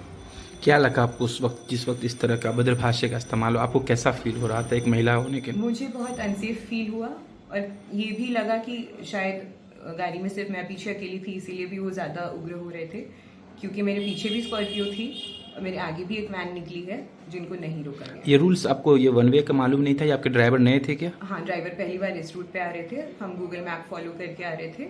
जब हम एंटर कर गए थे तब हमने देखा कि वहाँ पे वन वे का बोर्ड था, और जो ये जाम था वो पहले से जाम था। उससे पहले वाली रूट में भी जो वन वे नहीं था, 200 मीटर का रास्ता कवर करने में हमें 30-40 मिनट लगे हैं, क्योंकि उसी रोड पे वो तो दरभंगा का यूजुअल होता है, बैल भी है, टेम्पो भी है, इंसान भी उसी पे चल रहा है। क्या लगता है कि एक पुलिस वाले का रवैया इस तरीके से होना चाहिए, वो भी विशेष जब महिला वहाँ मौजूद? बिल्कुल नहीं होना चाहिए। प्लस जो 1-to-1 उन्होंने रोड पे खड़े होकर धमकी दी कि हम भी आपसे बदतमीजी कर सकते हैं और कहेंगे कि नहीं की है, वो मुझे पर्सनल लेवल की धमकी लगी, जो हमारे प्रोटेक्टर्स होते हैं उनसे नहीं एक्सपेक्ट करते। बिहार के मुख्यमंत्री लगातार दावा करते हैं कि बिहार में महिला सशक्तिकरण के लिए काम हो रहा है, लेकिन इस तरीके से एक पुलिसकर्मी के द्वारा करना कहीं ना कहीं उस दावे की पोल खोलता है। दावे की पोल खोलता है, और जो अभद्र शब्द इस्तेमाल होते हैं ना, वो भी अगर हम उस पर गौर करेंगे तो वो शब्द ही बताते हैं कि हम महिलाओं की कितनी इज्जत करते हैं। आखिरी सवाल कि ऐसे पुलिस पदाधिकारी पर क्या मांग करते हैं जिला प्रशासन से कि क्या कार्रवाई होनी चाहिए? कार्रवाई यही होनी चाहिए कि जब उनका चयन ही हुआ है वहाँ पे पब्लिक की सेफ्टी के लिए या जो रूल्स रेगुलेशंस ब्रेक होते हैं उसको हैंडल करने के लिए, तो उनको इस सिचुएशन को अपनी पोजीशन का गलत फ़ायदा उठा के और हैवॉक या फिर नॉर्मल पब्लिक में ये भय नहीं क्रिएट करना चाहिए कि हमारे साथ कोई और क्या कुछ करेगा, जो हमारे रक्षक है वही हमारे खिलाफ करेगा। तेजस्विनी। और भी वहाँ कोई लोग थे जो इस घटना को देखा आपके साथ ही? वहाँ नॉर्मल पब्लिक भी थी, उसमें से काफ़ी लोगों ने कहा, इनफैक्ट जब वो पहले जो नॉर्मल जनता थी उन्होंने भी पहले जब उन्होंने शीशा पे गोली मारा था, मतलब गोली का हैंडल मारा था, तो भी उन्होंने कहा था कि आप, हम लोगों को इशारा किया था कि आप बात कीजिए, हमारी पिटाई नहीं कर सकते हैं। और जो मेरे यहाँ के स्टाफ है वो भी जब वहाँ पहुँचे थे उन्होंने बीच में घुसने की कोशिश की कि क्या मामला है, तो उन्होंने भी एक हाथ खाया और उनके साथ भी अभद्र भाषा का प्रयोग। दरभंगा में बिहार के मुख्यमंत्री नीतीश कुमार की समृद्धि यात्रा कार्यक्रम के सफल आयोजन के बाद बुधवार की शाम जिलाधिकारी कौशल कुमार ने अपने कार्यालय कक्ष में प्रेस वार्ता आयोजित कर पत्रकारों को मुख्यमंत्री द्वारा दरभंगा जिले को दी गई विभिन्न योजनाओं, लाभों और विकासात्मक कार्यों की विस्तृत जानकारी दी।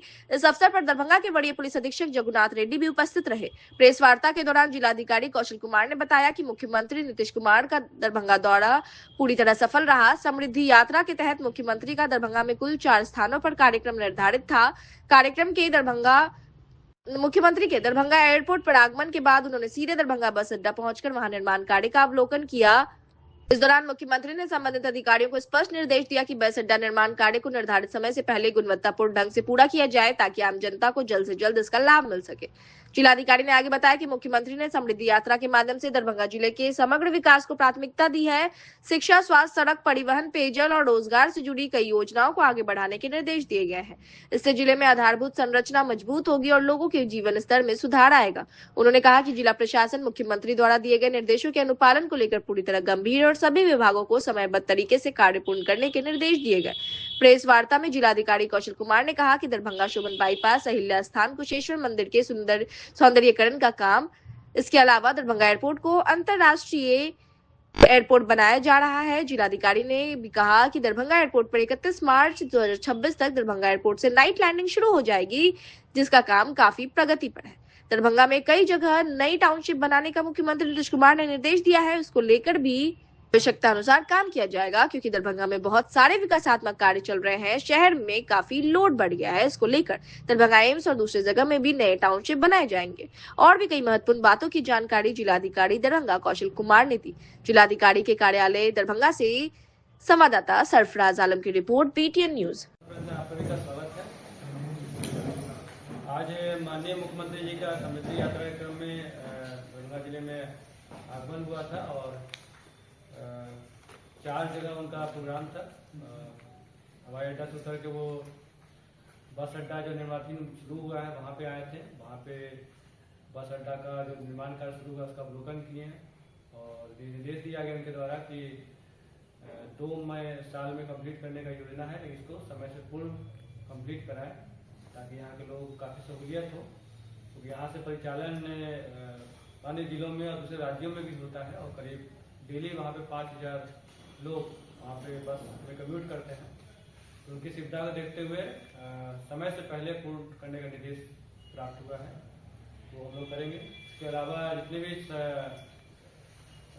प्रगति यात्रा में अन्य जो बस स्टैंड के अलावा 10 और योजना सैंक्शन हुआ है, उसमें भी जो टाइम फ्रेम है उसमें कंप्लीट करने का निर्देश दिया गया है, चाहे वो भूअर्जन की कार्रवाई हो या फिर सिविल वर्क का काम हो।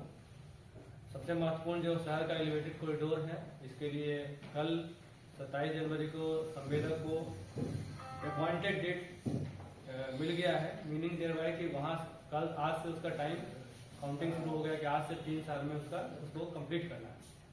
अगर इसमें डिले होगा तो उसका फिर एक्सटेंशन ऑफ टाइम दिया जाएगा, फिर का जो आवश्यक कटौती होगी उसे की जाएगी।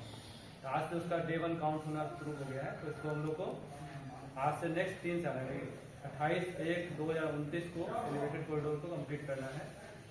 आप सभी जानते हैं शहर की बहुत महत्वपूर्ण योजना है और ये योजना जो है शहर के प्रमुख चौक वगैरह से गुजरेगी और जो भयानक जाम यहाँ पर लगता है, लोगों को त्राहिमाम होता है, उससे बहुत निजात दिलाएगा। और ये काम हो जो सॉइल टेस्टिंग का काम चल रहा है और अपॉइंटेड DPR मिल चुका है, तो इस काम स्तर पर शुरू होगा। इसमें माननीय मंत्री मदन सहनी जी का एक अनुरोध था कि इसका एक लेग हजमा चौराहा से पंडा सराय की ओर गिर रहा था, उसको आगे एक्सटेंड करके पंडा सराय गुमटी के आगे तक ले जाया जाए। उसकी भी स्वीकृति मिली है, इसको आगे कार्य करने के लिए कहा गया है। तो वो जो पंडा सराय में गिरेगा लेग, उसको आगे बढ़ा के जो ROB का आ रहा है उधर से पंडा सराय गुमटी का, उससे कनेक्ट करके ROB के बाहर हम लोग उस तरह ले जाएंगे और बीच में उतरने वालों के लिए वहाँ पर रैंप की व्यवस्था रहेगी। तो ये काम भी आपको बहुत जल्द स्थल पे काम होता हुआ दिखने लगेगा। इसके अलावा अन्य कार्य तो शुरू हो गया है, चाहे वो शोभन बाईपास का मामला हो, जो फोरलेन होना है वो भी काम शुरू हो गया है। सोहन मकिया का काम चल ही रहा है। अहिल्या स्थान मंदिर और कुशेश्वर स्थान मंदिर के सौंदर्यीकरण का कार्य भी प्रारंभ हो गया है और द्रुत गति से कार्य चल रहा है। मिथिला शोध संस्थान में भी पिछले साल माननीय मुख्यमंत्री जी आए थे, तो वहाँ भी कार्य प्रारंभ हो गया था। वहाँ तो 30% कंप्लीट हो गया है।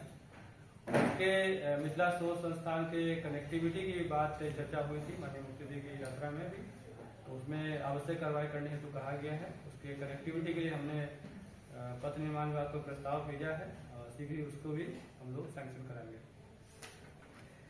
इसके अलावा जो मुख्य निर्देश माननीय मुख्यमंत्री जी का हुआ है कि सभी कार्य को तेजी से करने के लिए, इसी क्रम में एयरपोर्ट का जो अंतर्राष्ट्रीय हवाई अड्डा बनने के लिए 90 एकड़ जमीन जो एक्वायर हो रहा है, उसके एक्विजिशन शीघ्र करने का निर्देश हुआ है और इसमें वो की कार्रवाई ऑलमोस्ट कंप्लीट है और ये तो पेमेंट शुरू हो गया है।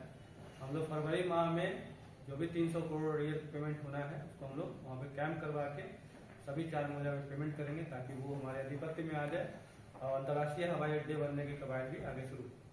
इससे पहले मैंने आपको बताया था जो 24 एकड़ लैंड एक्वायर हुआ था उसको बाउंड्री कर दिया गया है। वहाँ पे कैट टू लाइटिंग इंस्टॉल हो रहा है क्योंकि यहाँ पे नाइट लैंडिंग फैसिलिटी नहीं है, उसको भी मार्च 26 तक शुरू करने का निर्देश दिया गया है ताकि यहाँ पे जो सीमित समय में परिचालन होता है 9 से 5 तक उसको आगे बढ़ाया जाए और लेस विजिबिलिटी के कारण या टाइम के कारण बहुत सारे फ्लाइट डाइवर्ट हो जाते हैं, पब्लिक को इनकन्वीनियंस होता है, वो कन्वीनियंस यथाशीघ्र कम हो ये निर्देश दिया गया है। क्योंकि दरभंगा एयरपोर्ट अंतर्राष्ट्रीय बनने वाला है और वहाँ पे कार्गो टर्मिनल के लिए 50 एकड़ जमीन स्वीकृत हुआ था, उसके भी निरीक्षण किया गया। उसी क्रम में निर्देश हुआ है क्योंकि ये औद्योगिक दृष्टिकोण से काफी महत्वपूर्ण वो पॉइंट होने जा रहा है, इसलिए निर्देश हुआ है कि वहाँ पे बहुत सारे इंडस्ट्रियल क्लस्टर्स बनाए जाए। अभी एक इंडस्ट्रियल क्लस्टर हम लोग आमद दरभंगा में तारालाई में हम लोग 450 एकड़ एक्वायर कर रहे हैं, इसका एक्विजिशन की कार्रवाई चल रही है। क्योंकि इस स्टेच NH-27 का स्टेच है, काफी पोटेंशियल है, काफी इंडस्ट्रियल डेवलपमेंट का उसमें स्कोप है, तो फ्यूचरिस्टिक सोच के तहत उसके लॉन्ग 3 इंडस्ट्रियल कॉरिडोर बनाने की घोषणा की गई है। पहला हम लोग बिठौली में करेंगे, तो मुजफ्फरपुर दरभंगा बॉर्डर पे वहाँ पे 200 एकड़ जमीन हम लोग आइडेंटिफाई की है उसको एक्विजिशन के लिए, उसका प्रस्ताव भेजा हुआ, उसको भी एक्विजिशन के लिए निर्देश दिया गया है। दूसरा निर्देश दिया गया है आमद दरभंगा के पूरब में बिजली गांव के पास 200 एकड़ जमीन हम लोग ने देखा है, वो निर्देश कर उसको भी एक्वायर करने के लिए निर्देश हुआ है, उसका प्रस्ताव देने के लिए कहा गया है। ये 2 इंडस्ट्रियल कॉरिडोर दरभंगा जिले के हैं। इसके अलावा एक सकरी जो मधुबनी जिला में है, सकरी के पास भी एक इंडस्ट्रियल कॉरिडोर बनाने की घोषणा की गई है। तो इस लाइन में 3 इंडस्ट्रियल कॉरिडोर बनाने की घोषणा की गई है और ये भी कहा गया कि आवश्यकता पड़ती है कि इसके अलावा भी और जमीन अगर एक्वायर करना है फ्यूचर सोर्स के लिए ताकि वहाँ पे एरो सिटी डेवलप हो सके, डेवलप हो सके, कार्गो टर्मिनल डेवलप हो सके, तो उसको एक्वायर करना चाहिए। इसका प्रस्ताव अच्छा देने का निर्देश दिया गया। क्योंकि दरभंगा टाउन जो है काफी द्रुत गति से विकास कर रहा है और आप सभी जानते हैं कि दरभंगा टाउन में अकेले दरभंगा टाउन में करीब 3000-4000 करोड़ की योजनाएं अभी समय चल रही है, तो काफी तेजी से विकास इस जिले में अगले 2-3 सालों में होगा। लेकिन at the same time population pressure भी काफी बढ़ रहा है, ट्रैफिक का काफी प्रेशर बढ़ रहा है यहाँ पे, तो यही निर्देश दिया गया कि दरभंगा टाउन के आसपास सैटेलाइट टाउन्स बनाया जाए, नए टाउनशिप डेवलप किए जाए। तो ये निर्देश माननीय मुख्यमंत्री जी के यात्रा में निर्देश हुआ है कि दरभंगा जो दिल्ली मोड़ है उसके पश्चिम और पूरब करीब 500-600 एकड़ जमीन आइडेंटिफाई करके वहाँ पे टाउनशिप के लिए प्रस्ताव देने के लिए ताकि एक नया टाउनशिप डेवलप हो सके। उसके अलावा आप सभी को पता है कि एम्स के पास भी एम्स निर्माण हो रहा है, तो एम्स के आसपास भी टाउनशिप डेवलप करने के लिए प्रस्ताव मांगा गया। तो ये 3 टाउनशिप का प्रस्ताव हम लोग यहाँ से भेजेंगे ताकि आने वाले दिनों में, आने वाले समय में दरभंगा टाउन पे जो प्रेशर बढ़ता जा रहा है पॉपुलेशन का, ट्रैफिक का, वो डिकंजेस्ट हो और पॉपुलेशन बाहर जाए। उसी क्रम में निर्देश हुआ है कि जो इंपॉर्टेंट इंस्टीट्यूशन बन रहे हैं उसकी सुरक्षा के दृष्टिकोण से वहाँ पे जो बेसिक इंफ्रास्ट्रक्चर की आवश्यकता होती है उसके बारे में प्रस्ताव भेजने के लिए कहा गया है। आप सभी को बताते हुए हर्ष हो रहा है कि हम लोगों ने, क्योंकि एयरपोर्ट आ रहा है, एम्स आ रहा है, तो हम लोगों ने एयरपोर्ट थाना, एम्स थाना का प्रस्ताव इससे पूर्व भेजा था, उसको आगे बढ़ाने का निर्देश हुआ है। और इस जिले में अन्य भी कई जगह जहाँ पे थाना के रिक्वायरमेंट्स है, हॉस्पिटल्स के रिक्वायरमेंट्स है, उसके बारे में प्रस्ताव भेजने के लिए कहा गया ताकि वहाँ पे बेसिक इंस्टीट्यूशंस का डेवलपमेंट हो सके, सुरक्षा के दृष्टिकोण से, बेसिक फैसिलिटी के दृष्टिकोण से। बड़ी बड़ी योजनाएं जो निर्देश हुआ है करने का, उसके अलावा जो 7 निश्चय पार्ट 3 पे इस बार विशेष फोकस था समीक्षा क्रम में, खासकर जो नल योजना जो है, जो छूटे हुए टोला था, इसमें 678 योजनाएं हमारे प्रारंभ हुए हैं, उसको यथाशीघ्र कंप्लीट करने का निर्देश हुआ है, वो हम लोग कर रहे हैं। प्रत्येक पंचायत में सुधा बिक्री केंद्र डेवलप करने के लिए कहा गया है। इसमें जितने भी पंचायत सरकार भवन है जहाँ पे अगर वहाँ उपलब्ध है तो वहाँ पे सुधा बिक्री केंद्र खोला जाएगा।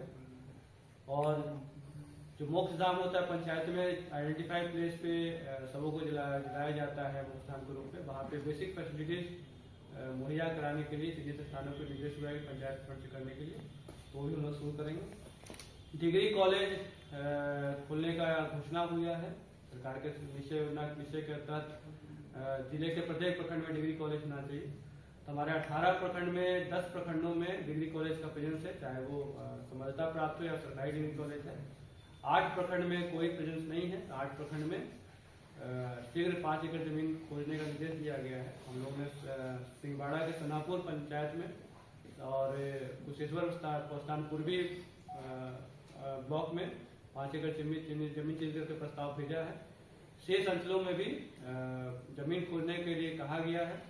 अगर जमीन खोजने के क्रम में ये भी निर्देश दिया गया है कि यदि कोई अगर टेम्पोररी कोई हाई स्कूल है जहाँ पे 10 कमरे का कोई खाली जगह है तो उसको प्रस्ताव देने के लिए, ताकि वहाँ पे जून के महीने से ही डिग्री कॉलेज खोला जा सके। तो ये निर्देश माननीय मुख्यमंत्री जी के यात्रा क्रम में हुआ है। इन्हीं सब संबंध में आप लोग को ब्रीफ करने के लिए यहाँ बुलाए थे। इसके अलावा 7 से पार्ट 3 के अन्य अवयव जो हैं, जो उद्यमी लोग हैं यहाँ पे, उद्योग वार्ता रेगुलर करने का निर्देश दिया गया है। आप अभी देखे होंगे माननीय मुख्यमंत्री जी के यात्रा क्रम में सब जो स्टॉक नेशन हुआ था, उसमें बियाडक और बेला इंडस्ट्रियल एरिया में कितने अच्छे से उद्यमी हैं जिसके प्रोडक्ट काफ़ी टर्नओवर है। कोई ई रिक्शा बना रहा है, कोई टेम्पो बना रहा है, कोई मखाना का प्रोसेस फूड उसका एक्सपोर्टिंग हो रहा है, कोई ऑटोमेटेड मशीन से मखाना प्रोसेसिंग हो रहा है। दरभंगा जिला मत्स्य विभाग द्वारा मत्स्य कृषकों के आर्थिक सशक्तिकरण और उन्हें संगठित कर बेहतर बाजार सुविधा उपलब्ध कराने के उद्देश्य से संयुक्त कृषि भवन कृषि परिषद बहादुरपुर दरभंगा के प्रशिक्षण कक्ष में एफपीओ के गठन को लेकर एक महत्वपूर्ण परिचर्चा सह बैठक का आयोजन किया गया। इस कार्यक्रम में जिला के विभिन्न प्रखंडों से आए बड़ी संख्या में मत्स्य कृषकों ने भाग लिया। कार्यक्रम के मुख्य अतिथि संयुक्त मत्स्य निदेशक मुख्यालय बिहार पटना पवन कुमार पासवान थे। उन्हें विशिष्ट अतिथि के रूप में उप मत्स्य निदेशक कुमार विमल प्रसाद, सहायक मत्स्य निदेशक फतुहा टुनटुन सिंह और जिला मत्स्य पदाधिकारी अनुपम कुमार उपस्थित रहे। कार्यक्रम की अध्यक्षता और संचालन जिला मत्स्य कार्यपालक पदाधिकारी द्वारा किया गया। परिचर्चा को संबोधित करते हुए मुख्य अतिथि पवन कुमार पासवान ने कहा कि मत्स्य कृषकों को संगठित करने के लिए एफपीओ एक सशक्त माध्यम है। एफपीओ के माध्यम से किसान सामूहिक रूप से अपनी मछलियों का विपणन कर सकेंगे, जिससे बिचौलियों की भूमिका कम होगी और किसानों को उनके उत्पाद का उचित मूल्य प्राप्त होगा। उन्होंने सरकार की विभिन्न योजनाओं की जानकारी देते हुए बताया कि राज्य सरकार मत्स्य उत्पादन को बढ़ावा देने के लिए हर संभव सहयोग प्रदान कर रही है। बैठक में उपस्थित मत्स्य कृषकों ने अपनी समस्याएं रखते हुए कहा कि वर्तमान समय में उन्हें अपनी उपज का सही बाजार मूल्य नहीं मिल पा रहा है। बाजार में बिचौलियों के कारण किसानों को नुकसान उठाना पड़ता है। इस समस्या के समाधान के लिए एफपीओ के गठन पर सहमति बनी ताकि निगम को पुनर्जीवित कर सरकारी सहयोग के माध्यम से किसानों को आगे बढ़ाया जा सके। विशिष्ट अतिथि कुमार विमल प्रसाद ने कहा कि एफपीओ के माध्यम से मत्स्य किसानों को न केवल उचित मूल्य मिलेगा, बल्कि उन्हें आधुनिक तकनीक, प्रशिक्षण, भंडारण और परिवहन की बेहतर सुविधाएं भी उपलब्ध होंगी। सहायक मत्स्य निदेशक टुनटुन सिंह ने राज्य के बाहर बाजार विस्तार की संभावनाओं पर प्रकाश डालते हुए कहा कि संगठित उत्पादन से बाहर के राज्यों में भी मछली का आपूर्ति संभव होगा, जिससे किसानों की आमदनी में उल्लेखनीय वृद्धि होगी। जिला मत्स्य पदाधिकारी अनुपम कुमार ने कहा कि एफपीओ के गठन से मत्स्य उत्पादन में वृद्धि होगी, रोजगार के नए अवसर सृजित होंगे और दरभंगा जिला मत्स्य उत्पादन के क्षेत्र में एक नई पहचान बनाएगा। बैठक के अंत में किसानों ने एफपीओ गठन को लेकर सकारात्मक रुख अपनाते हुए सहयोग का आश्वासन दिया। बहादुरपुर दरभंगा से संवाददाता सरफराज आलम की रिपोर्ट, बीटीएन न्यूज। आज जो हमने दरभंगा जिला में मत्स्य किसान उत्पादक संगठन का गठन के लिए जो मोबिलाइजेशन कैंप रखा है, यह बहुत ही सफल रहा। यहाँ के जो मत्स्य उत्पादक हैं हमारे बहुत ही अच्छे और इनोवेटिव है। एक ने हमारा जो महेश मुखिया जी हैं जो बहादुरपुर सोसाइटी के, उन्होंने अपना अनुभव भी साझा किया है। प्लस इसमें जो हमारा जो अभी जो उचित मूल्य उनको किसानों को नहीं मिल पा रहा है, जो बाजार नहीं मिल पा रहा है, तो हमारा जो निगम है उस निगम को हम पुनर्जीवित कर रहे हैं। साथ ही साथ नया निगम का भी गठन कर रहे हैं। निगम के माध्यम से हम इस एफएफपीओ को कोऑर्डिनेट करेंगे और निगम के सहयोग से और बिहार सरकार के सहयोग से हम एफएफपीओ को आगे बढ़ाएंगे, इनको उचित मूल्य बाजार देंगे। और जब हमारा सरप्लस प्रोडक्शन है ही और इसके बाद जब अतिरिक्त प्रोडक्शन होगा तो राज्य के विभिन्न प्रांतों में, शहरों में हम मत्स्य को इसको उचित मूल्य पर बिक्री के लिए व्यवस्था करेंगे। फिश कियोस्क का हम निर्माण करा रहे हैं। सुधा के तर्ज पे हम फिश आउटलेट्स जो फ्रेश कैच के नाम से, ब्रांडिंग के नाम से हम लोग विचार कर रहे हैं, जो कि योजना लाएंगे और इस एफएफपीओ को के ही माध्यम से पीपीपी मोड के तहत हम बंदोबस्त करेंगे। और निश्चित रूप से हम हमारे जो किसानों का उत्पाद है मत्स्य का, उसका सही मूल्य और बाजार भी मिलेगा। अपना परिचय। मेरा नाम पवन कुमार पासवान हुआ। मैं ज्वाइंट डायरेक्टर हेडक्वार्टर मत्स्य निदेशालय और योजना के भी मैं नोडल पदाधिकारी। झींगा का जैसे बताया जा रहा है कि वो फ्रेश वाटर प्राउन है हमारा, वो महाझींगा बोलते हैं। तो महाझींगा को भी हम लोग बढ़ावा देंगे और उसका मूल्य अगर आप देखेंगे बाजार में तो कम से कम 600 से 700 रुपये केजी मिलेगा। तो उस पर भी हम लोग विभिन्न जहाँ पे हमारे जो किसान हैं, कुछ जिलों में किसान के द्वारा प्रयोग किया गया था, हमारे मीठापुर में भी इसका प्रयोग किया गया था जो अनुसंधान केंद्र है। तो इसको हम लोग बढ़ावा देंगे, इस योजना को लाएंगे और किसान को भी इसके बीच मत्स्य इसका झींगा का उत्पादन कराते हुए और कोशिश करेंगे जब हमारा सरप्लस होगा तो इसे राज्य के बाहर भेजेंगे। इसके लिए योजना हम लोग ठोस योजना ला रहे हैं। साथ ही साथ तिलापिया का भी उत्पादन हम लोग करने के लिए इस बार योजना लाएंगे। उसके लिए अलग से हैचरी यूनिट का स्थापना होगा जो निगम संचालित करेंगे और निगम के माध्यम ये सारी चीज़ें एफएफपीओ और जो हमारे जो निर्यातक होंगे उनके मध्य हम लोग कोऑर्डिनेट करके इनको सुव्यवस्थित करेंगे। प्रोड्यूसर्स ये होंगे, ठीक है, ये तो क्लियर हो गया। रही बात, ये कोई ऐसी चीज नहीं है, ये कोई नया चीज है भी नहीं, है बिल्कुल नया जो आपको करना है। क्योंकि हम आप इस सेक्टर को नए तरीके से उठा रहे हैं, तो न ये नया है और न कोई ये विशिष्ट चीज है, केवल आपको आपके लिए करना है। सबसे पहली बात है, ये भी एक कोऑपरेटिव का ही अंग है। तो कोऑपरेटिव का मतलब होता है कोऑपरेट टू ईच अदर, एक दूसरे का मदद कीजिए। और ये जो ऑर्गेनाइजेशन है वो आपको एक दूसरे के मदद के लिए खड़ा करना है, जिसमें आपका जो है फैसिलिटेशन, आपको जो विशिष्ट मतलब जो सहायता की बात होगी वो आपको विभाग करेगा। हम लोग उसको मतलब आपको लिंकेज प्रदान करेंगे, एक बेटर प्लेटफॉर्म का जो है प्रोविजन करेंगे। लेकिन करना आपको है और ये इसलिए किया जा रहा है क्योंकि ये देखिए, ये भविष्य अभी हो सकता है कि ये 6 महीना में नहीं हो, साल भर में नहीं हो, आने वाले दिनों में इसकी आवश्यकता आपको पड़ेगी। तो ऐसा होने से क्या होगा, अभी मान लीजिए बहुत सारे लोग जो हैं जो अपने सामर्थ्य के अनुकूल जो काम कर सकते हैं, इसलिए कोई कंफ्यूजन नहीं आना चाहिए। इसमें प्राइमरी एक्टिविटी जो होगा, यानी पहला जो एक्टिविटीज होगा वो मछली पालन से रिलेटेड होगा। इसके बाद उसमें आप मखाना उपजाइए, सिंघाड़ा उपजाइए, जो 25% एरिया आपका बांध बच जाता है, उसमें आपको लाइव स्टॉक मुर्गी पालन कीजिए या 2-4 गाय रख लीजिए या हॉर्टिकल्चर कीजिए, वो आपका मतलब आपके प्रयोग है। लेकिन प्राइमरी जो पेशा होगा ये होगा मछली से रिलेटेड। दूसरा चीज आपको क्लियर कर दें, जो प्रशांत जी ने बताया कि केवल आप लोग उत्पादक तक संगठन मतलब केंद्रित थे। जो मत्स्य किसान उत्पादक संगठन जो है, उत्पादक का मतलब यहाँ पे सिर्फ उत्पादन से नहीं है, उस उत्पादन संगठन का मेंबर जो ट्रेडर है, यानी जो सीड, फीड, फर्टिलाइजर, मेडिसिन का काम करता है वो भी हो सकता है, जो उत्पादन कर रहा है वो भी हो सकता है, उत्पाद को ले जाके जो मार्केट में बेचता है वो भी हो सकता है। तो अब तो क्लियर हो गया। तो ये केवल आपको मत्स्य उत्पादकों का संगठन नहीं है, मत्स्य उत्पादन से जुड़ी हुई जितनी भी मतलब एक्टिविटीज है, जिसको बोलते हैं मैनेजमेंट की भाषा में बैकवर्ड फॉरवर्ड लिंकेज, यानी आपका लागत चीज जो लग रहा है, सीड फीड फर्टिलाइजर कहां से आएगा, गुणवत्ता कम पैसे में, और आप जो उत्पादन कर रहे हैं उसका उचित मूल्य कहां मिलेगा। मेन उद्देश्य जो इसका गिरता है, जितनी जो सारी कहानी हो रही है, आपका जो समस्याएं हैं उसको एड्रेस करते हुए आप जो निकाल रहे हैं प्रोड्यूस, उसका बेहतर प्राइस कैसे मिले, जिससे कि आपकी आर्थिक स्थिति कैसे सुधरे हो। जब वो कंपनी में रजिस्टर होंगे तो कंपनी को चलाने के लिए पूंजी चाहिए होती है।